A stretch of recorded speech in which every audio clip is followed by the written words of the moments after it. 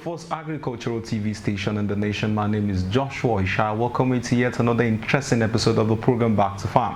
On Back to Farm, we're trying to explore and make agriculture actually attractive both to youth, women, and every strata around the world.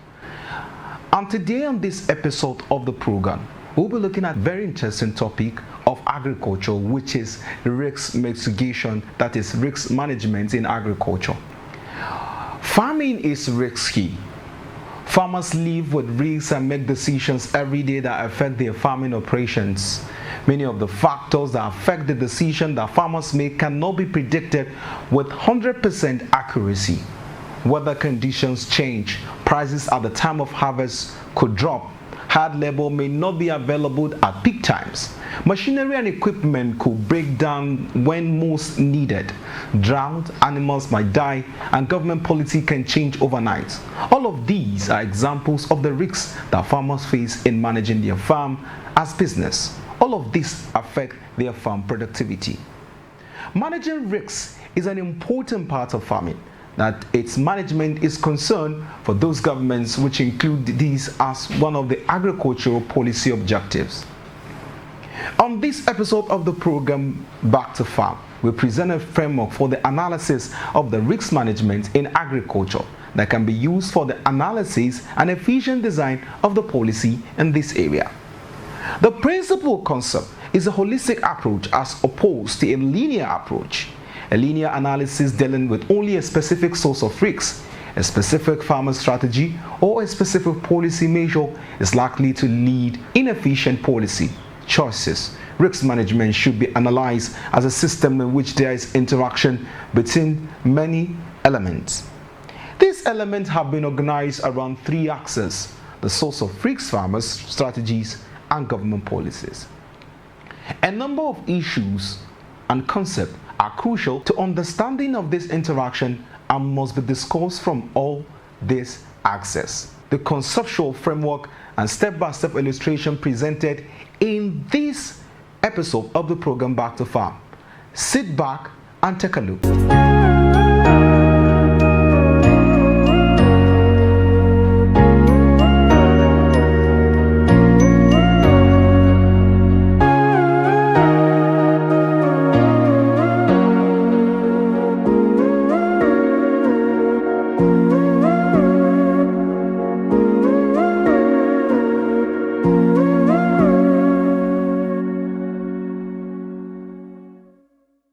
This risk mitigation is for me, and I understand what smallholder farmers go through. Regardless of this, I have suffered losses, and I understand exactly how it feels. I'm using this to wait for my colleagues and my brothers to come into the hall, and the mechanisms that we use to indemnify and look at the risk mitigation for agribusiness. Risk mitigation in agriculture is very vast and very wide. It covers a whole lot of things in terms of planning, in terms of distribution, in terms of analysis, in terms of even understanding exactly when to plant, what to plant, how you should plant, and even the timing of planting. This year, 2025, is in terms of the two documents that we saw. Yesterday, we looked at NIMEX documents that told us that there will be dry spells. Right smack 6 weeks after planting, you are going to go into dry spells. If you understand what dry spell means, anything over 7 days of dry spell in the middle of the rainy season, you are in trouble. NIMET has said we are going to face 21 to 29 days of dry spell. So we are going to have a dry season in the middle of the rainy season. For state commissioners, that's panic. That is a panic situation for anybody who is managing hundreds of millions of naira and hundreds of thousands of people.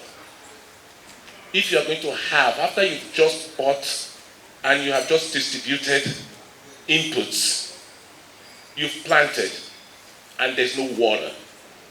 I can tell you, 6 of the 14 states that are here, 9 states are depending on rain-fed. 9. And if you're telling those people that there will be no water after you have planted, For how long? For how long? And let me make you now understand what's going to happen. 4 weeks after that, the National Hydrological Services has just said we are going to be dealing with floods in 149 local governments. Everybody in this room, your state is affected. Everyone. So how do you come out of dry spell, 4 weeks of rain, and you're going to lose all that input? How? I'm looking at commissioners in the room. I'm looking at Mr. Fatoma, who is an insurer. I'm looking at commissioners of finance. I'm looking at commissioners of agric. I'm looking at gentlemen who are here, whose lives of the people, the smallholder farmers, depend on you to make the right decisions. Are you going to give input to a man who you know today that there will be dry spell, and 4 weeks after that, his location would most likely be flooded? Does it make sense to give him the inputs? How do we plan for that? How do we understand the impact of what that is going to do to everyone? What is the ramification of food on the back end 19 weeks after this? If you are targeting 1 ton per hectare, 3 tons per hectare, 2 tons per hectare, does that projection make any sense with these 2 reports that these 2 organizations have given us in the last 24 hours? Because if I can somebody help with the presentation? Yesterday you saw this, and I think all of us flew through this. It's telling you this is a predicted rainy season departure from normal. Look at your state. Take a good look at this and tell me where your state sits. This is telling you that rains will succeed. There will be a cessation of rain and a departure from normal. This is coming from Madam Nymet, right? So this is what you're telling us, and you are standing by this, right? This will happen. Okay. Hundreds of millions of naira per state, per local government. If you're in that red zone, you should take a good look. It says from the normal. So I will go back and talk about the normal. This is normal. In terms of the timing of the rainy season, so different states have brown, which is severe, moderate, mild. So your state falls into a demographic outcome of what this looks like. This is normal. So can you take it back?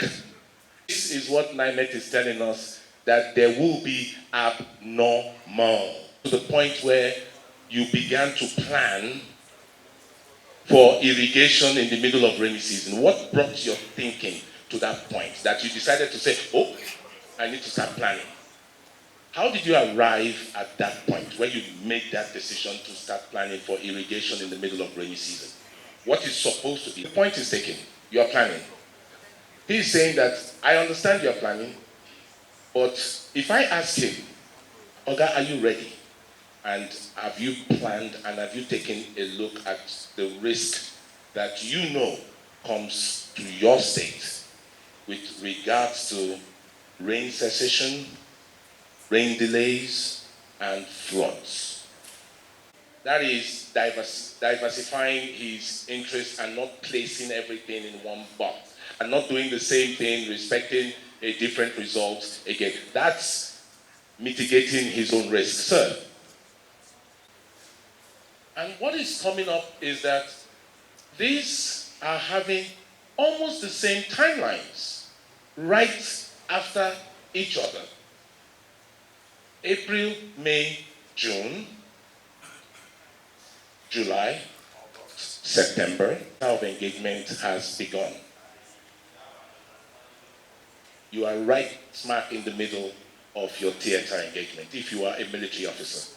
And if I'm talking to senior military officers and commanders, these 3 slides have told you exactly what your current and future looks like.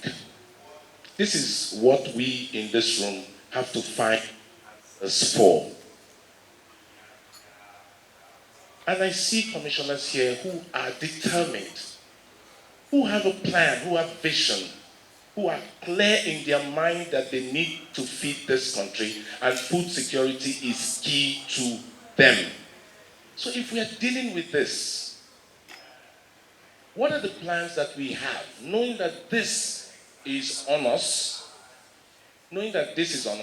what are the plans that we have to sustain? My brother from Borno has said, this is the way I'm going to go and deal with this. But his state is going to deal with water as well. So if he's planning to irrigate, for how long? Because unfortunately, sir, you are in the red zone. So you will plan for irrigation for 90 days, and then you now have to start moving people out of the way. So how do we combat that issue in terms of producing food? Oga, you too, you're in the gray, in that pink, purple space. Your early maturing crops will come up, and you may be harvesting in the middle of a flood.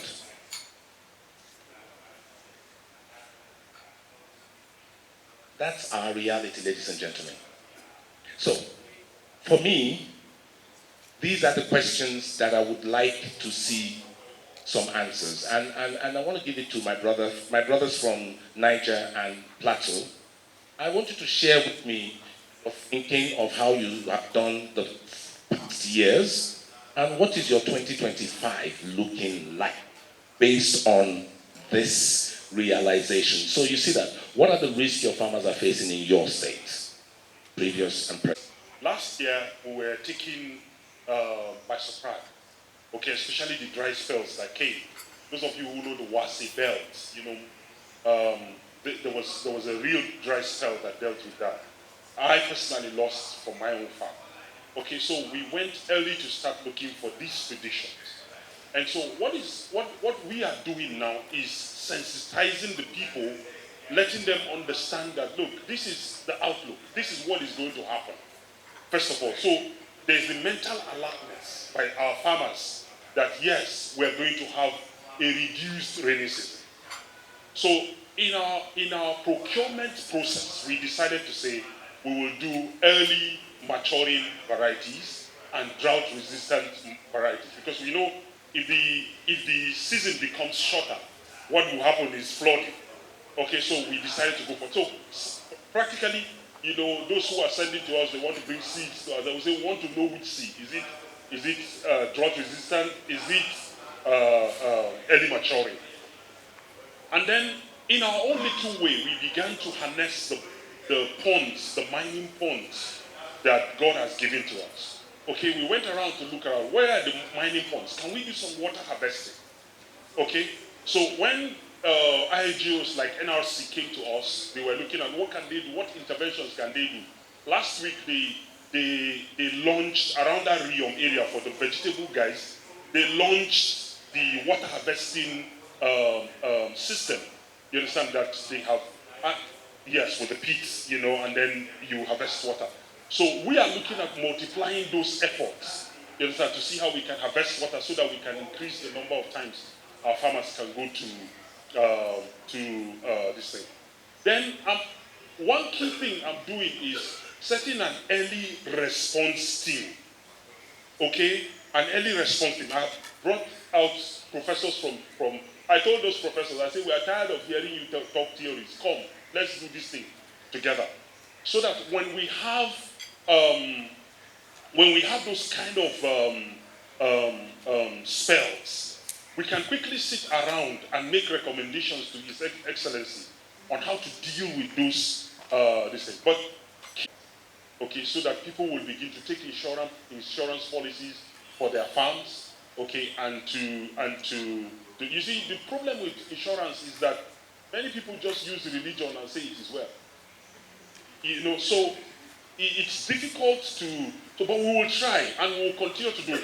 We'll try to see how some commercial farms will adopt insurance, and then when the other people see how good it is, they can run along with it. And I've been talking with Pula, to do that. So These are some of the things. To engage my seed producers or providers to say, do me a seed that will germinate and have to maturity within 90 days, because based on the information provided, I have June to September.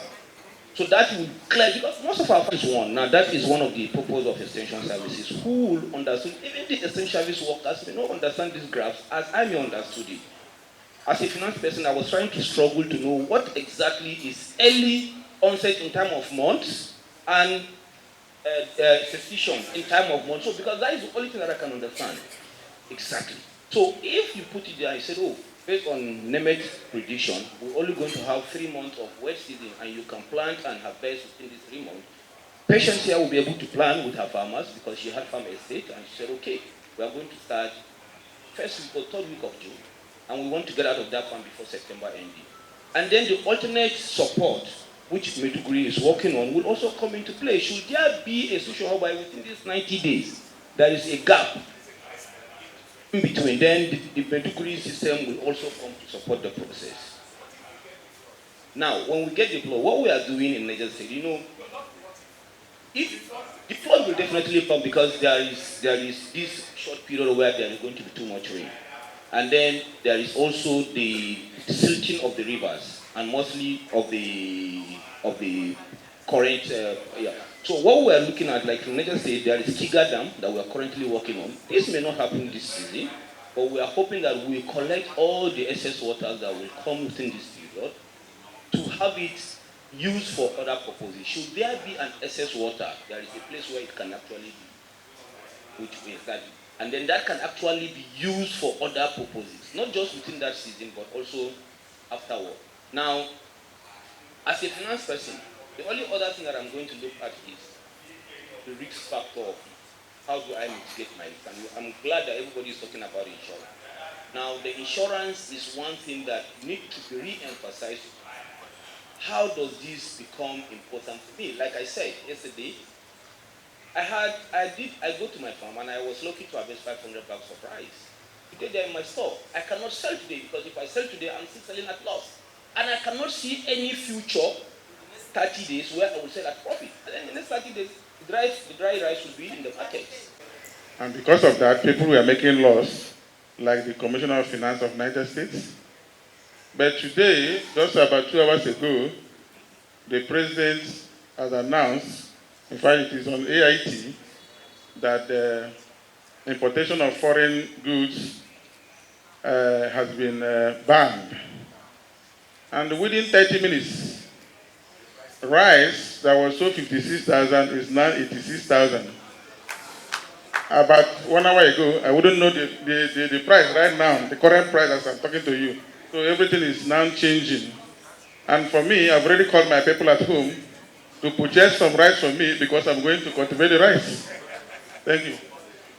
Okay. So, but what did your state have to do? Are you the commissioner for agric in your state, sir? Finance, and you are the okay, represent. So I'm talking to the commissioner for agric. So, what did you guys deal with last year, and how did you manage to deal? Take a look at this. I think agri planning now becomes real. The effect of climate change on our lives and on our food now becomes real. The capacity of now understanding that before you even start to plan. So you seem to have something very important that you want to share. If we're looking at securing our investments in agriculture, be it what the state has invested in its own agricultural venture, because in Nasarawa State we have a state-owned agricultural venture, the need for insurance cannot be overemphasized. And then when it comes to our farmers, we also need to ensure that their investments are insured, to ensure that whatever, we can see the numbers, we can see the situation that is upon us. We're going to see the flooding, just as we had seen. We're going to see a lot of changes that would require some kind of planning. So we're going right back to the drawing board, and I'm sure that we're going to come up with solutions to some of the things that have been brought to the fore. Definitely insurance is one of them. And I can say that our farmers will welcome that because it is something that is going to secure their investments. So thank you. One of the things I'm hearing in this room today. the capacity for NIMET information to be at the hands of the commissioners way early. Say end of January, if possible. And the same thing for the hydrological forecasts. It may not be the full report, but the forecasts can allow for better agri-planning towards wet season and the rest of the year. Who agrees with me that we need those information way ahead of time? Right. I think everybody understands that. Then let me ask another question. How many of us currently use those reports? Just signal by a raise of hands. How many of us? Those reports. Okay, so what I will do is I will come back and spend some time because there are other aspects of risk mitigation that we must discuss. But for that, I would like to bring in and share with you what other countries have done in terms of mitigating risk. Estate. 200 hectares. Every local government area has mapped out and they are being developed. And the idea is a PPP arrangement. The arrangement is such that to mitigate issues that have to affect the farmers, the private sector and the government had this MOU signed. They take it holistically from the land development. You develop 1,200 hectares in every local government area. You factor in insurance, whatever could happen to the farmers, and the government signs off. Therefore, the farmers are already aware that whatever happens, they are secured. And so, it made it in a way that both the farmers, traditional rulers, the government, traditional rulers because they are the custodians of the culture, the government had this agreement sealed, and every local government has a copy of that agreement. And the government is paying for the insurance, whatever happens.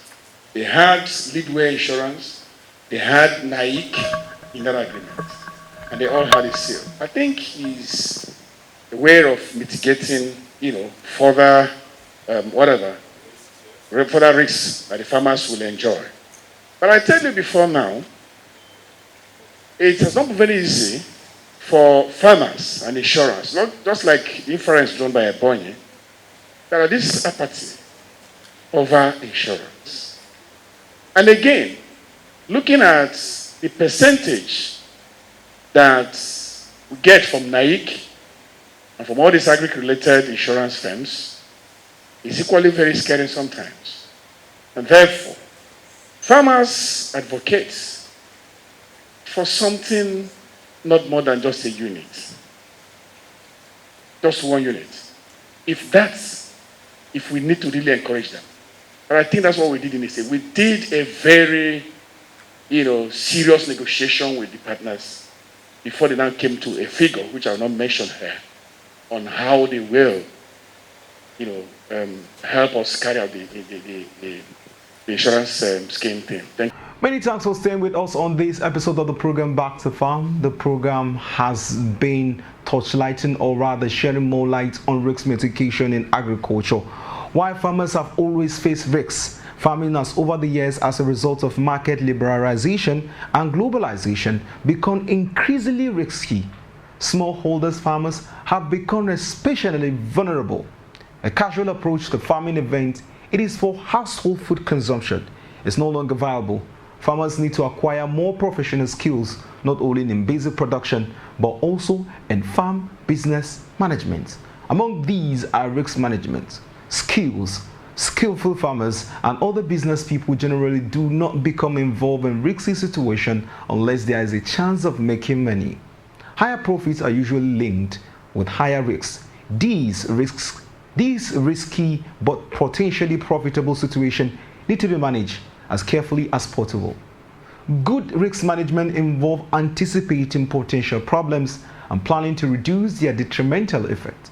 Simply reacting to unfavorable events after they occur is not a good risk management.